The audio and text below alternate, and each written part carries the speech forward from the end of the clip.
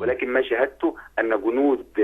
العسكر دخلوا زي ما حضرتك شايف إلى الشوارع الجانبية أمام مرأى ومسمع من العالم. احنا عايزين نقول بعد المشاهد اللي حضرتك بتعرضها دي دلوقتي واللي الجزيرة جايباها واللي العالم كله شافها، عايزين نقول دلوقتي حالا إن السيسي لم يستطع أن يتعامل مع اليهود، السيسي لا يتعامل إلا مع أبناء شعبه العزل، السيسي يتعامل معنا بقسوة وبقوة، ولكن نحن مكملين منتصرين شهداء، قدمنا الشهداء وسنقدم شهداء، شهيد تلو شهيد حتى يندحر الانقلاب، حتى يندحر الانقلابيين. رسالتي لشعب اسكندريه اللي شافونا النهارده وكنا بنكلمهم في البلكونات، هي دي الثوره اللي انتم بتقولوا عليها، هو ده الانقلاب، ولا هي ثوره ولا هي انقلاب، ده هو احتلال. احنا بنقول للشعب اللي كان بيشوفنا النهارده ما شفتوش معانا سلاح، ما شفتوش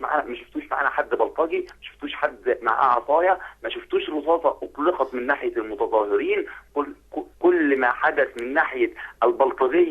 البلطجيه وهي قوات امن السيسي هم البلطجيه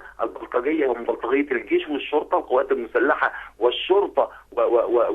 ويعني المجلس العسكري مجلس العار. هذا ما رايناه اليوم ونراه كل يوم، وهذا ما يحدث